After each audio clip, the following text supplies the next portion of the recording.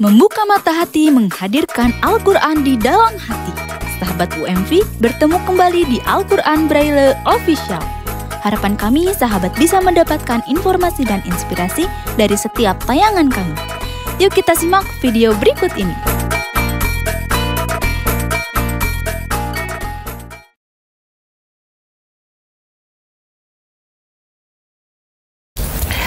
Bismillahirrahmanirrahim. Assalamualaikum warahmatullahi wabarakatuh.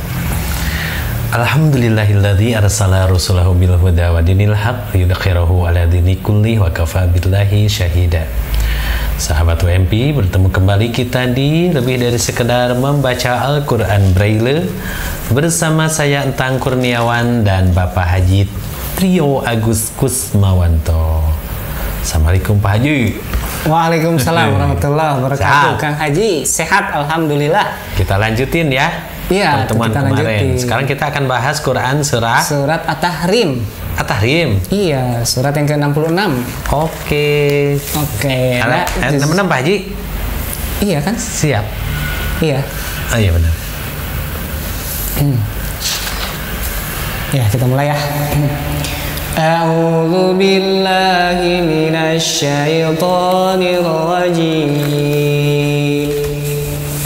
Bismillahirrahmanirrahim.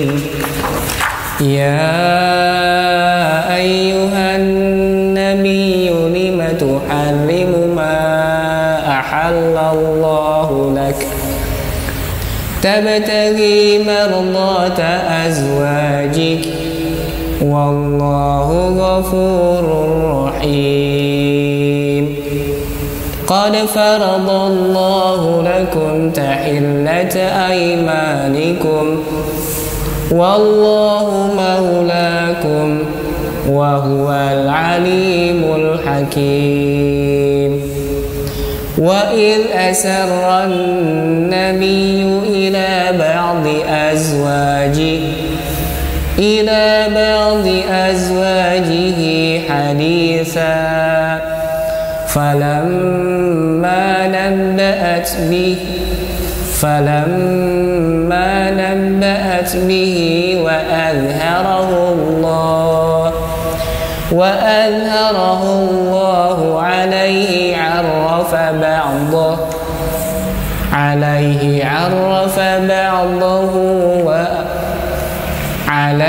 عرف بعضه وأعرض عن بعض فلما نبأها به قالت من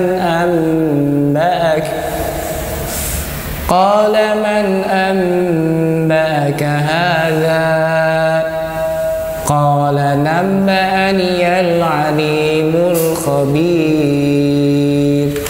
Sami'na wa ata'na ghufranaka rabbana wa ilaikal masir. Aku berlindung kepada Allah dari godaan syaitan yang terkutuk dengan nama Allah yang Maha Pengasih, Maha Penyayang. Wahai Nabi, mengapa engkau mengharamkan apa yang dihalalkan Allah bagimu? Engkau ingin menyenangkan hati-hati istri-istrimu, dan Allah Maha Pengampun, Maha Penyayang. Sungguh Allah telah mewajibkan kepadamu membebaskan diri dari sumpahmu, dan Allah adalah pelindungmu, dan Dia Maha Mengetahui, Maha Bijaksana. Dan ingatlah ketika secara rahasia Nabi membicarakan suatu peristiwa kepada salah seorang istrinya, yaitu Hafsah. Lalu dia menceritakan peristiwa itu kepada menceritakan peristiwa itu kepada Aisyah, dan Allah memberitahukan peristiwa itu kepadanya. Lalu Nabi memberitahukan kepada Hafsah sebagian dan menyembunyikan sebagian yang lain. Maka ketika dia, yaitu Nabi, memberitahukan pembicaraan itu kepadanya, yaitu Hafsah, dia bertanya, siapa yang telah memberitahukan hal ini kepadamu? Nabi menjawab, Nabi menjawab, yang memberitahukan kepadaku adalah Allah, yang maha mengetahui, maha melihat, yang maha mengetahui, maha teliti. Kami dengar dan kami taat. Ya, alhamdulillah, barakallahu fiik. Ini di ayat yang pertama, Kang Haji, surat At-Tahrim. Ya ayuhan nabi, wahai nabi, lima tuharrimu ma ahallallahu lak. Jadi jangan pernah mengharamkan sesuatu yang sudah dihalalkan oleh Allah kepadanya. Dengan alasan tadi mardati azwajik. Jadi mengharapkan ridho istri. Iya, demi menyenangkan istri. Mengharamkan apa yang Allah telah halalkan. Tidak boleh, haram nih ya. Iya. Nah, jadi memang satu konsekuensi bagaimana hidup berumah tangga suami istri, maka suami pun harus menjadi kendali ya. Harus jadi pemimpin. Kan ar-rijalu qawwamuna 'alan nisa. Jadi laki-laki itu entong elehan. Iya. Kadang yang menjadi kebiasaan kita gitu ya, itu banyak yang demi menyenangkan istri. Iya. Saya ngelehan, alasannya ngelehan gitu. Macam-macam ya. Alasannya ngelehan. Ya, jadi kita tuh tidak boleh mengharamkan sesuatu yang telah dihalalkan oleh Allah gara-gara ingin menyenangkan makhluk. Iya. Salah satunya istri. Iya, bahkan nanti di akhir zaman kan seorang suami itu merelakan apapun cara demi memberikan nafkah kepada istrinya. Nah, itu tanda-tanda hari kiamat. Makanya ya ini menjadi PR kita bersama. PR bagi para suami ya. Para suami gitu ya. Bagi ayah mah haram hukumnya kalau harus nikah lagi. Nggak boleh itu teh. Ya tuh. Nurut ya gitunya. Nurut. Itu jadi demi menyenangkan. Ayah mah nggak akan ini lagi, nggak akan menikah lagi. Nah, itu. Nggak boleh itu. Iya kan? Iya. Boleh nggak? Iya, secara tidak langsung berarti kan sudah kufur ya. Iya. Kufur terhadap ayat Allah. Iya, nggak boleh ngomong begitu ya. Terserah Allah mau menakdirkan kita itu beristri satu, beristri dua, itu mah prerogatif Allah. Dan ini termasuk musyrik Kang Haji ya? Iya. Iya, mendahulukan makhluk kan, istri gitu. Nggak boleh ngomong gitu para suami ya. Ayah mah nggak akan menikah lagi. Asal demi kebahagiaan mamah.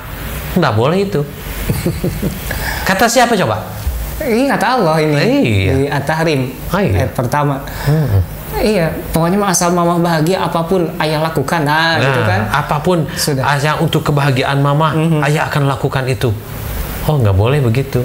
Iya kan? Atau asal mama bahagia, papa rela menjauhi sesuatu yang sudah dihalalkan oleh Allah. Iya. Mama kan gitu. Nggak boleh ya? Tidak boleh. Nggak boleh. Nah, yang poin kedua di ayat keduanya ini yang tentang sumpah. Jadi bagi Nabi itu berhak untuk mengambil sumpah atau mengucapkan sumpah demi apapun. Nah, tapi memang garis bawahnya tidak boleh dilakukan kecuali hanya sumpah karena Allah. Iya. Walillah gitu. Harus karena Allah. Harus apapun. karena Allah. Melakukan apapun, termasuk juga kalau dirunut dari ayat pertama, ini hubungan interaksi suami istri pun juga harus karena Allah. Bukan karena ingin membahagiakan kan satu sama lain. Itu kalau kita bahasakan demi gitu ya. Iya. Bukan demi istri. Harus demi Allah. Ya, harus demi Allah. Jadi berumah tangga itu karena Allah. Bukan karena bogohnya. Bukan karena bogoh. Sumpah mati aku cinta kamu, ditinggalkan patah hati. Kok sumpah? Ya, kalau sumpahnya karena Allah, bersatu atau berpisah itu sama aja. Kenapa? Karena siapa coba? Karena mencintainya karena Allah. Jadi ketika tidak jadi menikahnya pun tidak harus drop. Tidak, ya itu dia. Kenapa? Karena kita mencintai dia karena Allah. Jadi, kemudian ketika jadinya pun tidak bangga, tidak berlebihan bangganya. Iya. Kenapa? Karena tahu Allah yang mempersatukan. Itu takdir ya. Takdir. Jadi kita berumah tangga itu dengan si fulan, dengan si fulana, itu dari takdir Allah. Bukan karena cinta gitu. Saya milih si iya misalnya.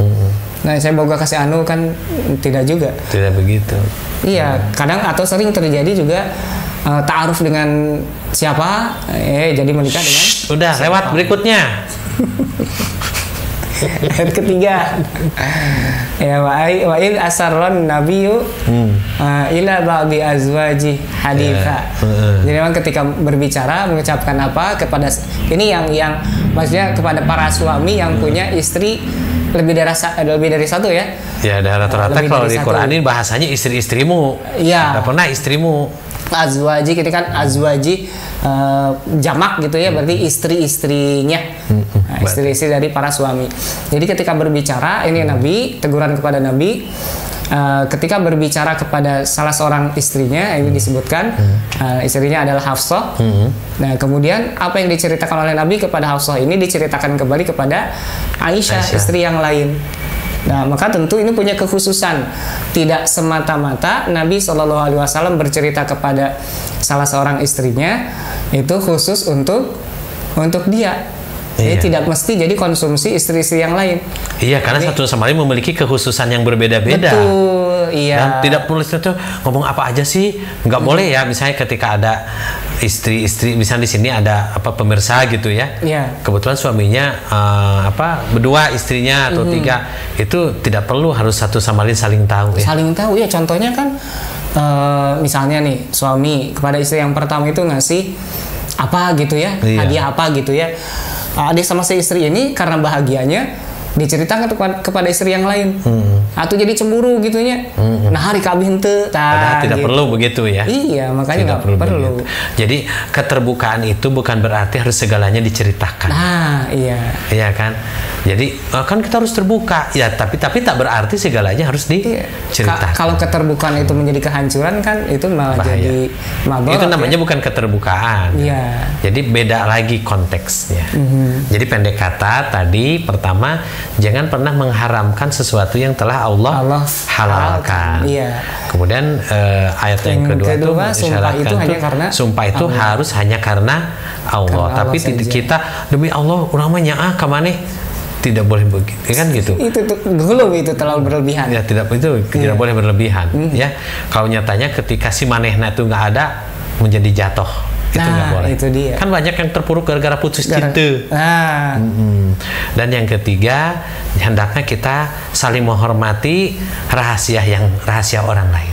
Nah, betul. Tongsok panjangan telinga teh. Iya. Suka pengen tahu rahasia orang. Iya, kan di kata Rasul juga di dalam satu hadis, man tasama'a haditsa qaumin wa hum lahu karihu subba uzunaihi al-unufu yani ar-rasos. Siapa yang sengaja mendengarkan omongan orang lain, sengaja dikupingkeun gitu ya, maka baginya di hari kiamat akan ditusuk oleh timah panas telinganya. Ini mah sampai hancur. Disclaimer ya, maksud saya tadi yang pertama bukan berarti menyuruh poligami, bukan.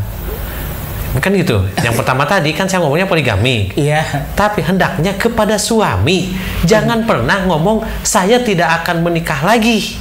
Iya. Nggak boleh begitu ngomongnya. Udah jalanin aja gitu. Betul nggak? Iya, pantang nyuruh para suami nikah lagi. Bukan gitu maksud saya. Tidak boleh gara-gara ingin menyenangkan istri kita melampaui batas dalam berkata-kata. Nah, itu dia. Jalanin apa adanya. Iya, apalagi sampai bertolak belakang dengan syariat gitu. Nah, begitu ya. Terima kasih Sampai bertemu lagi. Siap Kang Haji. Di pertemuan berikutnya. Saya Entang Kurniawan. Saya Trio Agus Kusmawanto. Aya Neng Salwa dan Teh Gina mohon pamit. Wassalamualaikum warahmatullahi wabarakatuh.